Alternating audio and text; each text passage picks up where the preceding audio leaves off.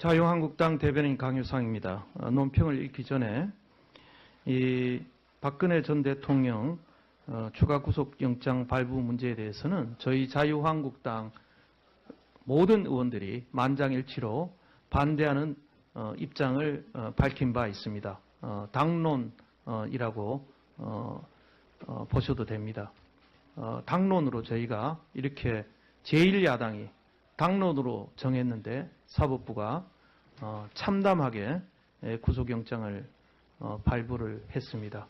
저는 설마 했습니다. 우리 사법부의 양심이, 이 땅의 정의가 이렇게까지 무참하게 짓밟힐 거라고는 정말 예상하지 못했습니다. 설마 했지만 정말 이런 참담한 사태가 온 것에 대해서 정말 개탄스럽지 않을 수 없습니다. 이것은 문명이 후퇴하는 것이고, 이것은 지금까지 쌓아왔던 우리의 선진 문화와 문명, 법질서가 하루아침에 나락으로 떨어지는 이런 사태다. 저는 이렇게 말씀을 드립니다. 논평을 말씀드리겠습니다. 제목은 박근혜 전 대통령 추가 구속영장 발부, 사법부에 조종이 울렸다입니다.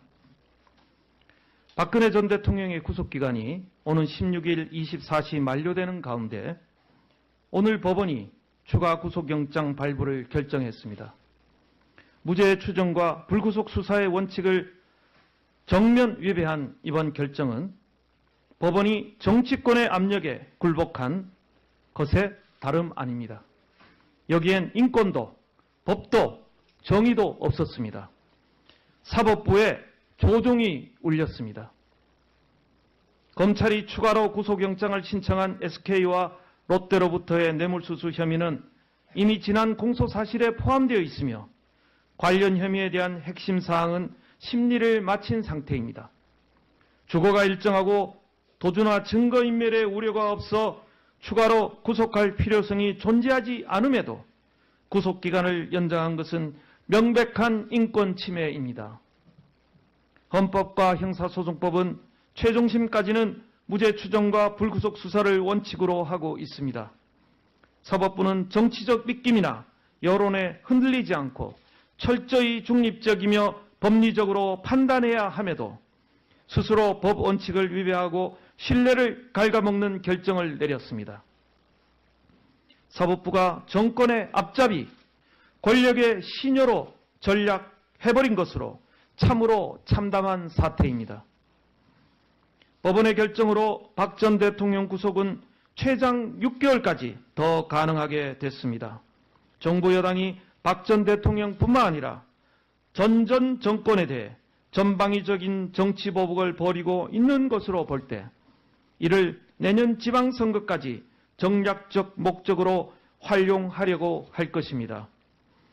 특히 어제 청와대가 세월호 관련 전 정부 문건을 공개한 것은 하루 뒤인 이번 결정에 영향을 미치기 위해 의도적으로 개입한 것임이 분명해졌습니다. 법은 만인에게 평등합니다. 문재인 정부는 무소불위의 권력을 이용해 여론을 호도한 정치 공작 행위, 대한민국 사법부의 독립성과 공정성을 훼손한 행위에 대해 국민 앞에 사죄해야 합니다. 이번 법원의 결정은 국민들로부터 사법부가 문재인 정부에 장악되었다는 신호로 받아들여질 것입니다. 특히 김명수 신임 대법원장의 첫 번째 작품이라는 점에서 정권에 발맞춘 사법부의 좌편향 코드화가 더욱 가속화될 것은 불보듯 뻔합니다. 이는 스스로 법원의 신뢰를 떨어뜨려 결국 사법부를 망치는 결과를 초래할 것입니다. 국민들은 오늘 10월 13일을 사법 역사상 치욕의 날로 기억할 것입니다. 오늘 10월 13일을 사법 역사상 치욕의 날로 기억할 것입니다. 자유한국당은 법원이 개인의 인권과 헌법, 형사소송법이 아닌 권력에 굴복하여 구속 연장을 결정한 것에 강한 유감을 표하며 앞으로 있을 재판에서 인권 침해나 사법 불신을 조장하는 사태가 발생하지 않을지 철저히 지켜볼 것입니다. 자유한국당은 문재인 정부의 사법부 장악과 이념화 기도에 대해 온 국민과 함께 처절히 맞서 싸울 것입니다. 네, 이상입니다.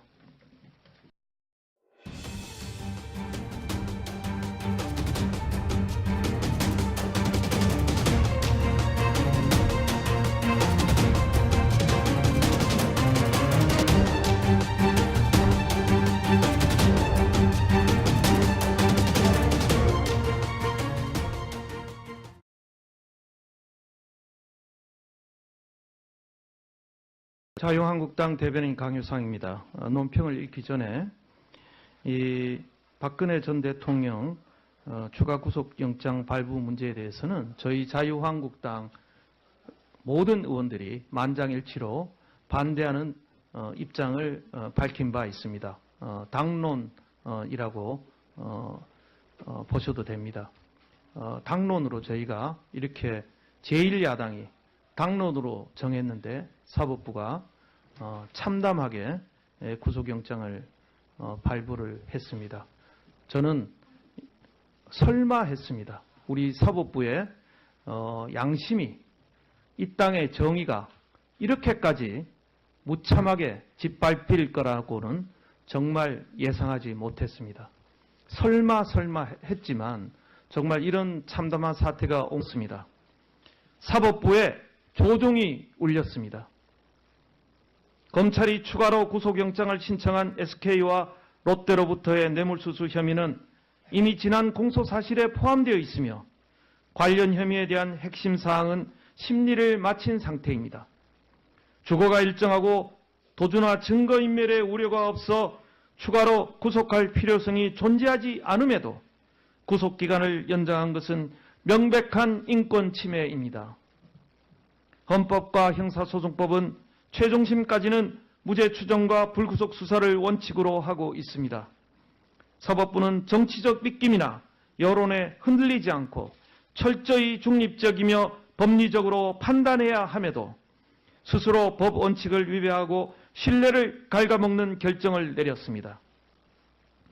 사법부가 정권의 앞잡이, 권력의 시녀로 전략한 것에 대해서 정말 개탄스럽지 않을 수 없습니다. 이것은 문명이 후퇴하는 것이고 이것은 지금까지 쌓아왔던 우리의 선진 문화와 문명, 법질서가 하루아침에 나락으로 떨어지는 이런 사태다. 저는 이렇게 말씀을 드립니다. 논평을 말씀드리겠습니다. 제목은 박근혜 전 대통령 추가 구속영장 발부, 사법부에 조종이 울렸다입니다. 박근혜 전 대통령의 구속기간이 오는 16일 24시 만료되는 가운데 오늘 법원이 추가 구속영장 발부를 결정했습니다.